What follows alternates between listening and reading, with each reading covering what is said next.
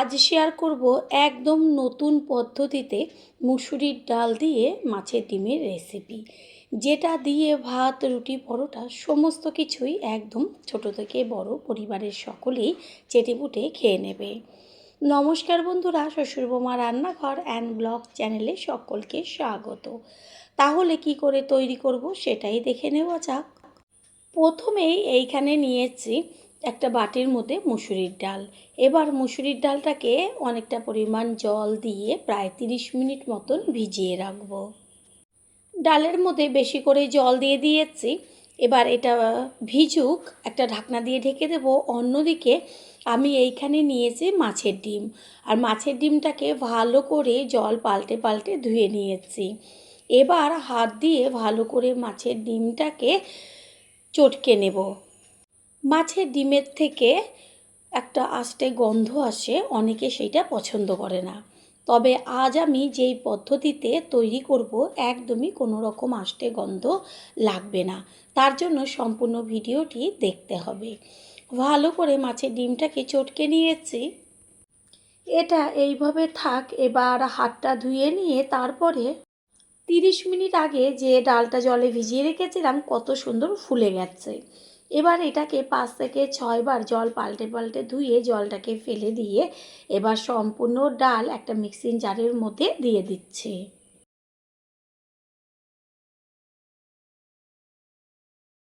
ডালের মধ্যে দেব বেশ কয়েক কোয়া গোটা রসুন, তার খোসাটা ছাড়িয়ে, কাঁচা লঙ্কা আর আদা। এবার এটাকে জল ছাড়া পেস্ট করে নেব।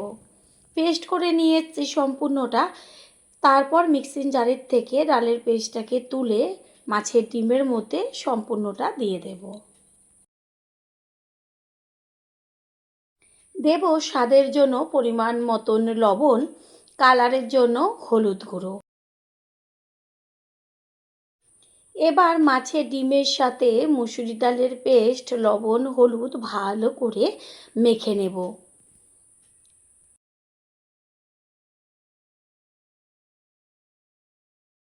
মেখে নেওয়া হয়ে গেছে, এটাকে সাইডে সরিয়ে রাখবো। তারপর হাতটা ধুয়ে গ্যাসের ওভেনে একটা কড়াই বসিয়ে কড়াইটাকে ভালো করে গরম করে নিয়েছি। তারপর দিয়ে দিচ্ছি সর্ষের তেল।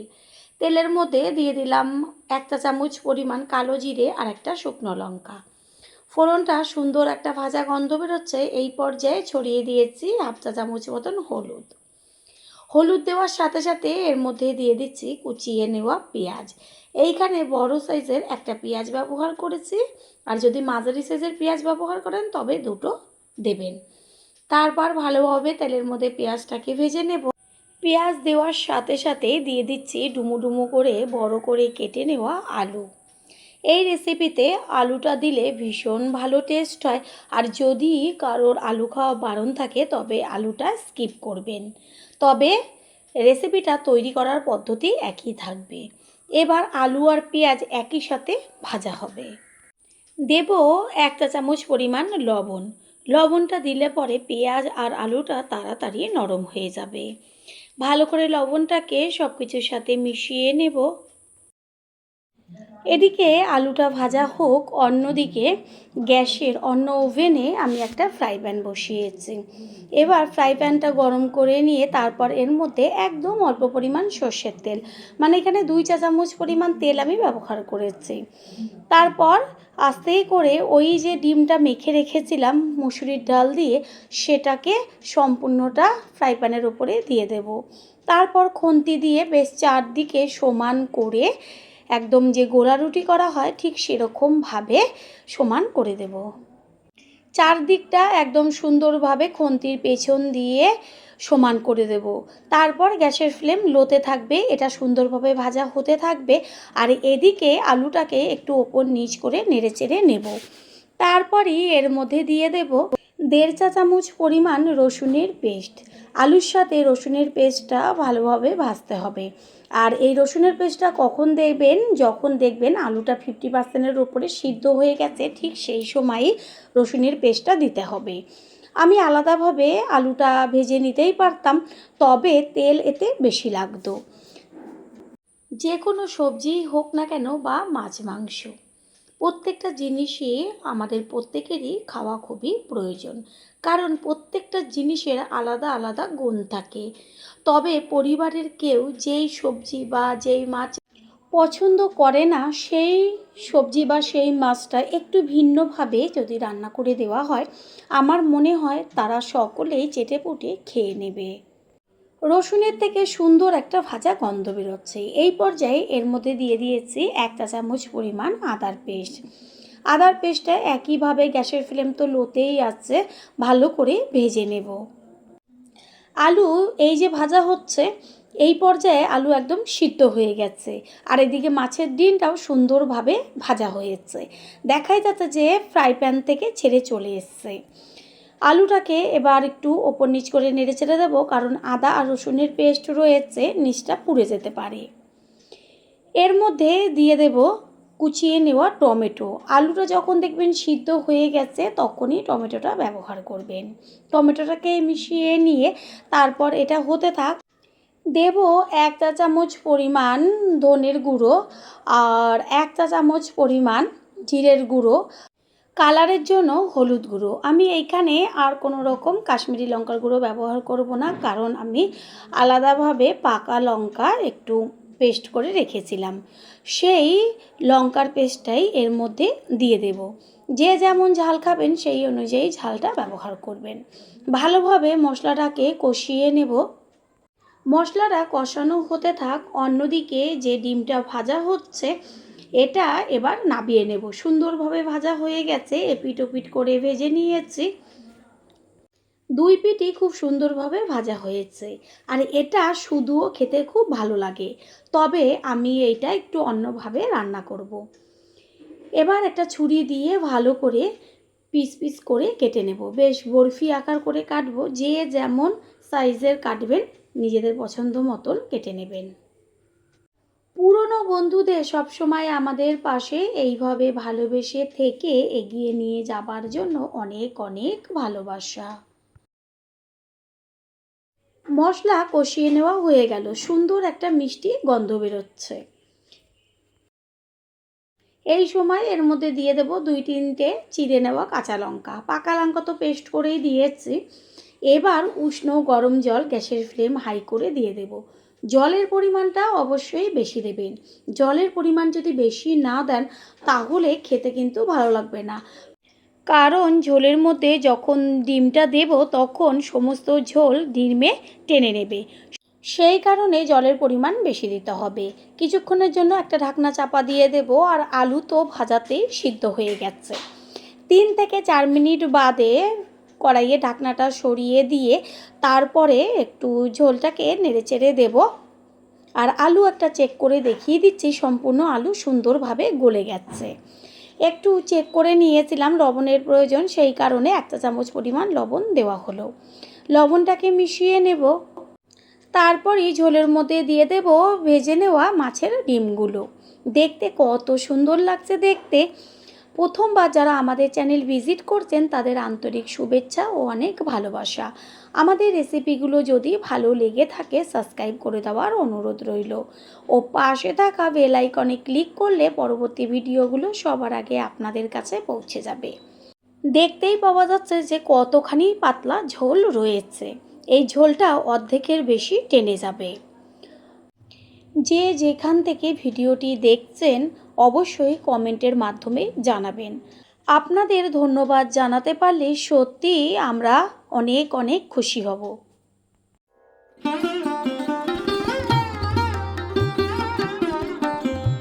4-5 মিনিট বাদে ফিরে এসে কড়াইয়ের ঢাকনাটা সরিয়ে দিয়ে সম্পূর্ণ লুকটা দেখিয়ে দিচ্ছি। কত সুন্দর লাগছে দেখতে, আর এটা কিন্তু একদমই মাছের ডিমের থেকে কোনো রকম আষ্টে গন্ধ আসবে না। সমস্ত কিছুর ব্যালেন্সটা ঠিক রাখার জন্য দিয়ে দিচ্ছি 1/2 চা চামচ পরিমাণ চিনি।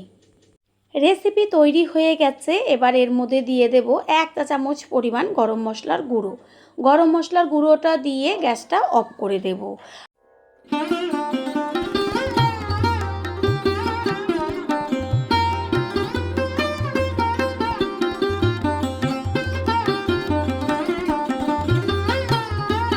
গ্যাস অফ করে দিয়েছি আর সবশেষে দিয়ে দিচ্ছি 1 চা চামচ পরিমাণ গাওয়া ঘি।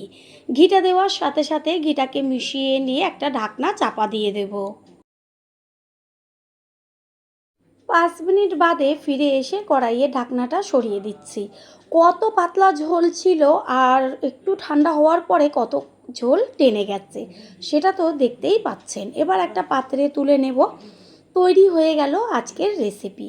আশা করি রেসিপিটি ভালো লাগলো, আর যদি ভালো লেগে থাকে একটা লাইক, কমেন্ট, পারলে একটা শেয়ার করে অবশ্যই জানাবেন।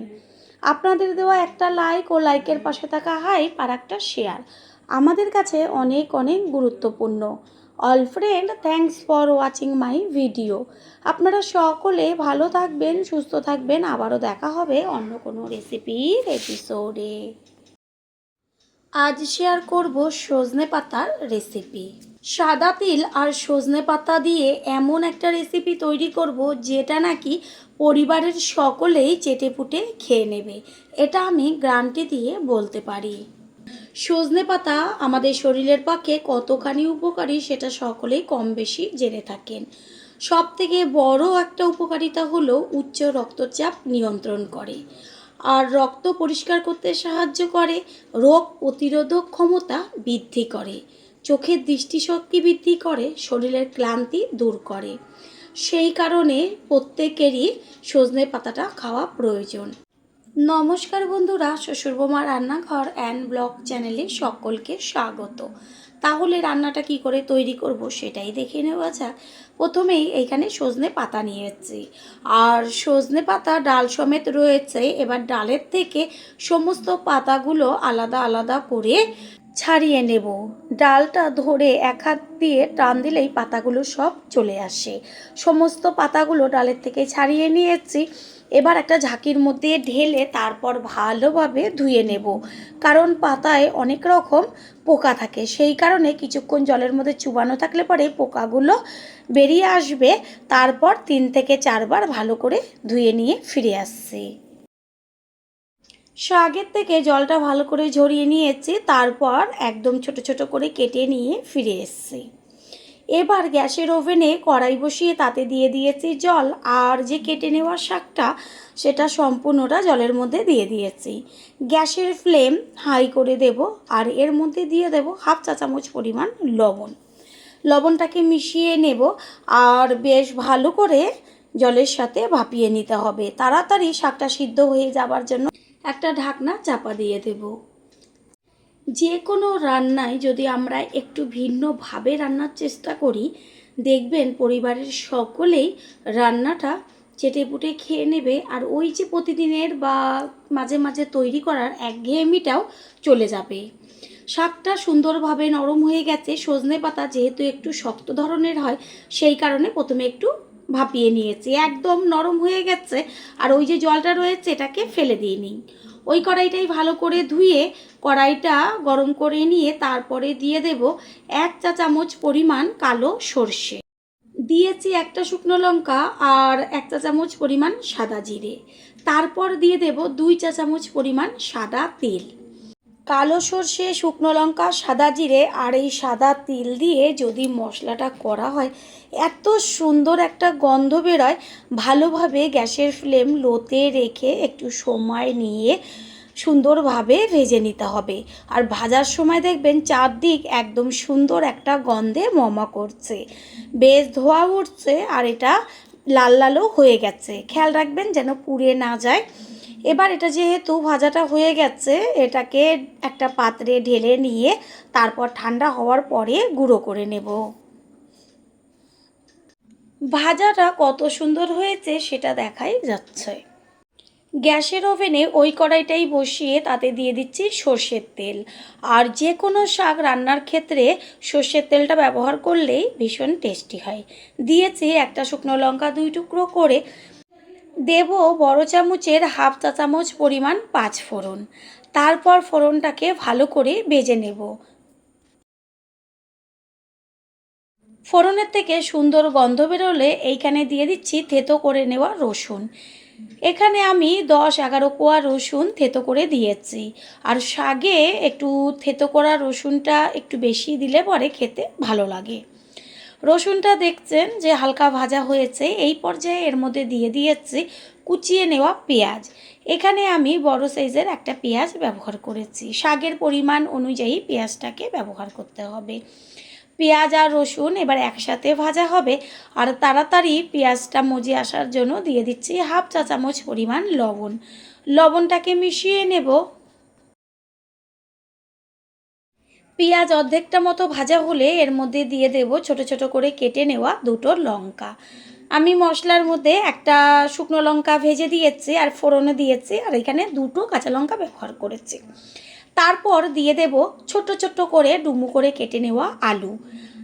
আলুটাকে আগে তেলে আলাদাভাবে ভেজে নেওয়াই যেত, তবে আমি প্রত্যেকটা রান্নাতেই চেষ্টা করি কিভাবে অল্প তেল ব্যবহার করে টেস্টি রেসিপি তৈরি করা যায়।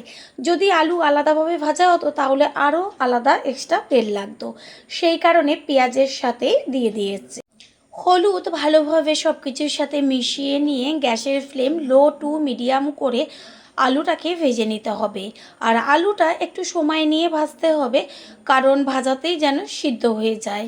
আর যেহেতু একদম ছোট ছোট করে দেওয়া রয়েছে, সেই কারণে সিদ্ধ হতে একদমই বেশি সময় লাগবে না। একটা ঢাকনা চাপা দিয়ে দেব।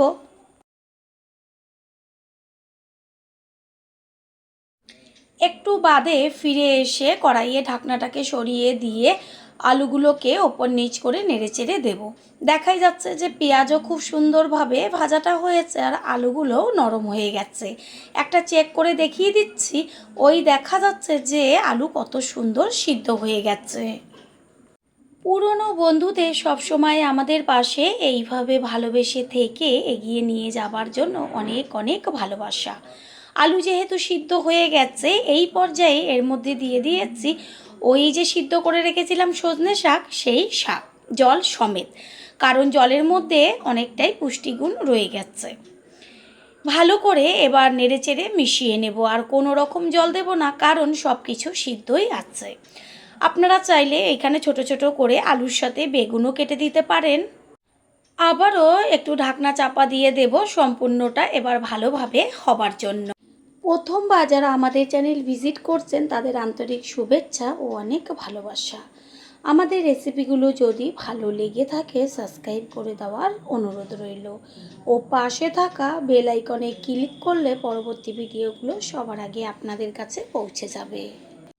একটু বাদে কড়াইয়ে ঢাকনাটা সরিয়ে দিয়েছি, তারপরে খুন্তি দিয়ে একটু আলু আর শাক একসাথে বেশ ভেঙে চুড়ে দেব, যেন মাখা মাখা হয়ে যায়।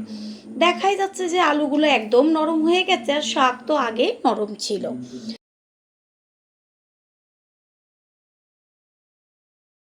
শাক একটু চেক করে নিয়েছি লবণের প্রয়োজন কি না। লবণ প্রয়োজন, সেই কারণে ছোট চামচের হাফ চা চামচ পরিমাণ লবণ দেওয়া হলো। লবণটা দিয়ে মিশিয়ে নেব ভালো করে। এখানে ওই যে প্রথমে মশলাটা করে নিয়েছিলাম সেটাকে গুঁড়ো করে রেখেছি। এবার শাক যেহেতু হয়ে এসছে, এই পর্যায়েই ওই গুঁড়ো করা মশলাটা সম্পূর্ণটাই দিয়ে দেব। শাকের পরিমাণ অনুযায়ী মশলাটা কম বেশি ব্যবহার করবেন। আর এই মশলাটা দেওয়ার সাথে সাথে শাকের থেকে এত সুন্দর একটা গন্ধ বেরোবে, যেটা মানে গন্ধটা যারই নাকে যাবে তারই কিন্তু খিদে পেয়ে যাবে। শাকের সাথে ভালোভাবে মশলাটাকে মিশিয়ে নিয়ে একটা ঢাকনা চাপা দিয়ে দেব 3 থেকে 4 মিনিট মতন। 3-4 মিনিট বাদে ফিরে এসে কড়াইয়ে ঢাকনাটাকে সরিয়ে দিয়ে খুন্তি দিয়ে একটু ভালোভাবে সমস্তটা একবার নেড়েচেড়ে নিয়ে তারপরে গ্যাস অফ করে দেব। শাক একদম তৈরি হয়ে গেছে, কত সুন্দর একটা মাখা মাখা ভাব চলে এসছে। গ্যাস অফ করে দেব। তৈরি হয়ে গেল আজকের পুষ্টিগুণের সম্পূর্ণ সজনে পাতার রেসিপি। এবার একটা প্লেটে তুলে নেব। আশা করি রেসিপিটি ভালো লাগলো, আর যদি ভালো লেগে থাকে একটা লাইক, কমেন্ট, পারলে একটা শেয়ার করে অবশ্যই জানাবেন। আপনাদের দেওয়া একটা লাইক ও লাইকের পাশে থাকা হাইপ আর একটা শেয়ার আমাদের কাছে অনেক অনেক গুরুত্বপূর্ণ। All friend, thanks for watching my video. আপনারা সকলে ভালো থাকবেন, সুস্থ থাকবেন। আবারও দেখা হবে অন্য কোনো রেসিপির এপিসোডে।